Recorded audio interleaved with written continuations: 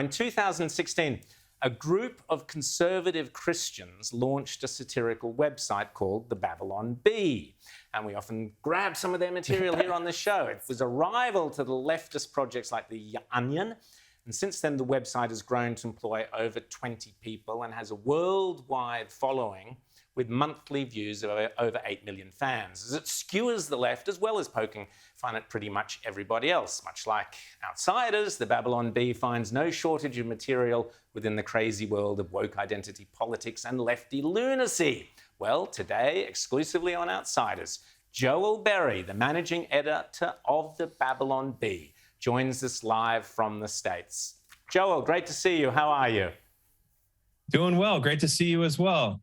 Well, Joel, you're launching your book, which is fantastic, The Babylon Bee Guide to Wokeness, and the subtitle is How to Take Your Wokeness to the Next Level by Cancelling Your Friends, Breaking Windows, and Burning It All to the Ground. There you go. And you've dedicated the book to the original woke hero who you've identified as one Joseph V. Stalin.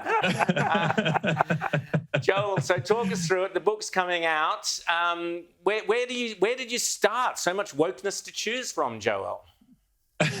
It is really difficult to know where to start. One of our chief challenges with what we do is staying ahead of the insanity that is just the real world. You know, satire is kind of taking the truth and stretching it and exaggerating it a little bit, but when the world is as insane as it is, it does give you a lot of material, but it can be a challenge to be more absurd than reality. Joel, I've just got to quickly play a clip that I love playing, and you've used her. You love this girl as well. This is the No Lady. Just have a quick look here. Here she is. We love her so much. Donald J. Trump is now President of the United States.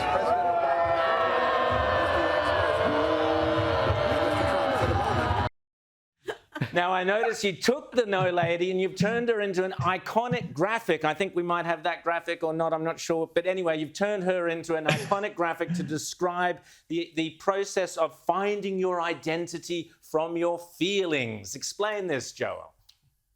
Yeah, well, you know, one of the most important tenets of the religion of wokeness is to primarily identify yourself and find your identity on outward characteristics like gender, whether that be a real gender or a made-up gender, you know, sexuality, race, things like that.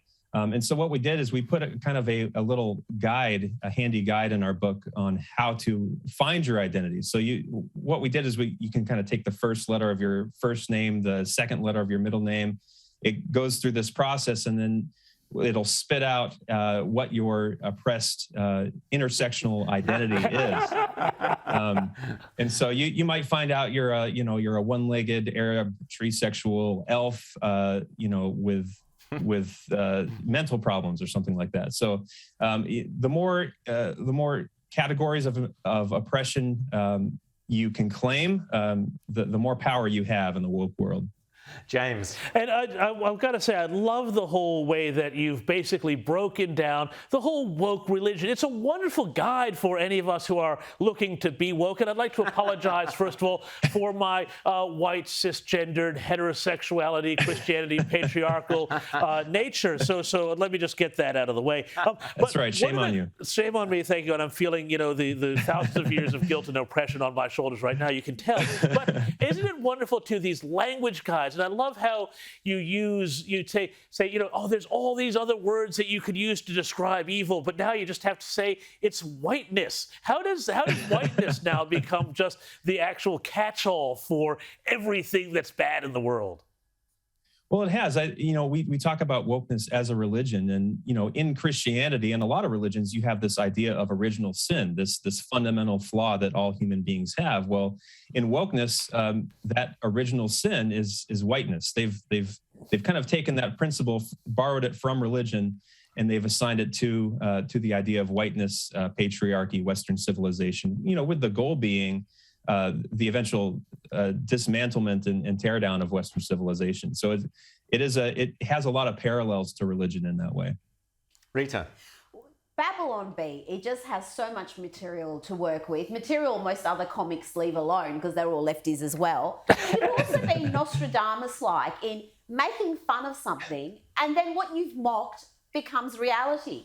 I mean, this is just like, is it becoming now to parody the left because they're beyond parody? Yeah, it's becoming more difficult. The nature of progressivism is it has to progress. You know, they have this drive to find the next insane thing that they can do. And what we found was that early on, our headlines would come true maybe in a year or two.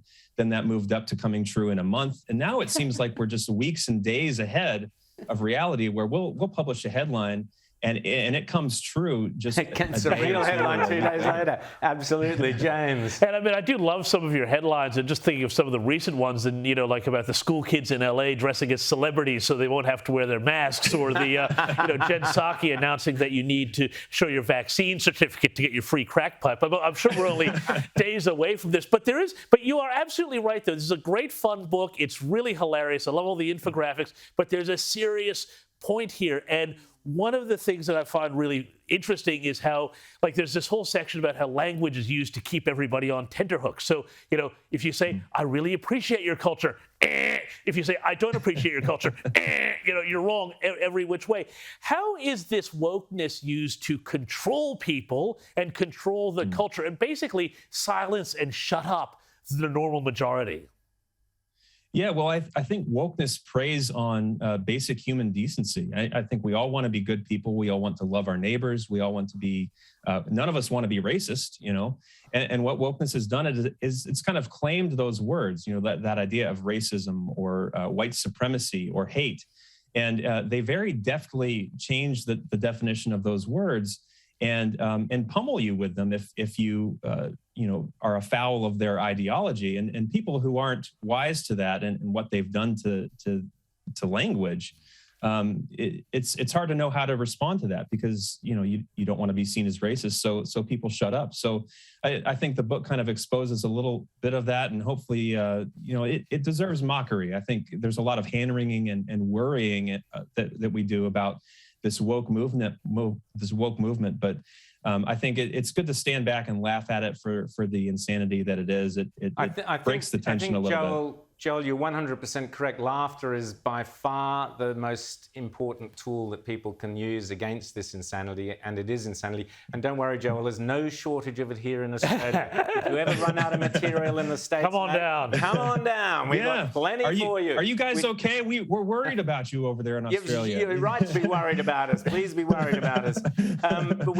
I love your thing about how to make sure your church is as woke as Jesus. We've got plenty of woke Jesuses here in Australia.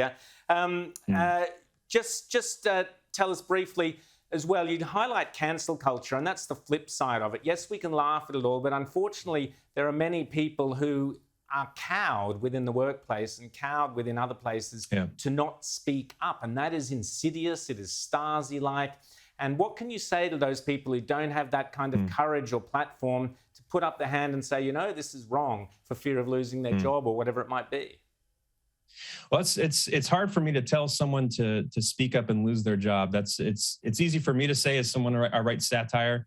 Not so easy for someone in a corporation. But I will say that I think especially now, where we're at with our culture, what has happened with the woke movement across the world, it's become more important than ever to have the courage to speak up, to speak truth. And I think the more people that do that courage is contagious.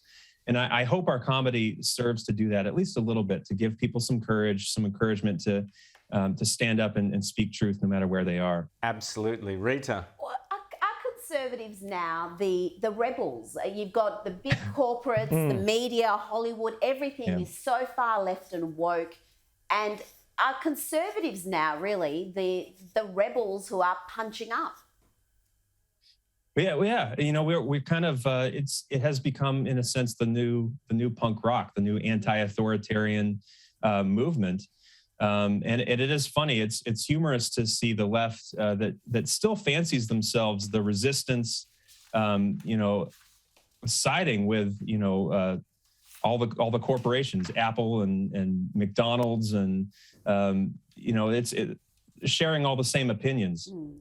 Joel, I'll just quickly read you this one from Johnny Rotten from the Sex Pistols, who said the other day, I never thought I'd live to see the day when the right wing would become the cool ones giving the middle finger to the establishment and the left wing becoming the snivelling, self-righteous, twatty ones going around shaming everyone. Joel Berry, thanks so much for talking to us on Outsiders. Your book, Babylon Bee, people in Australia can get it through Wilkinson Publishing. Go to the Wilkinson Publishing website there. And terrific read, terrific laughs. And literally, Joel, giving people the tool of laughter does help them in the workplace to then speak up. And so thanks for your great work that you guys do there. Thanks so much for coming on Outsiders. Thank you for having me. I appreciate it.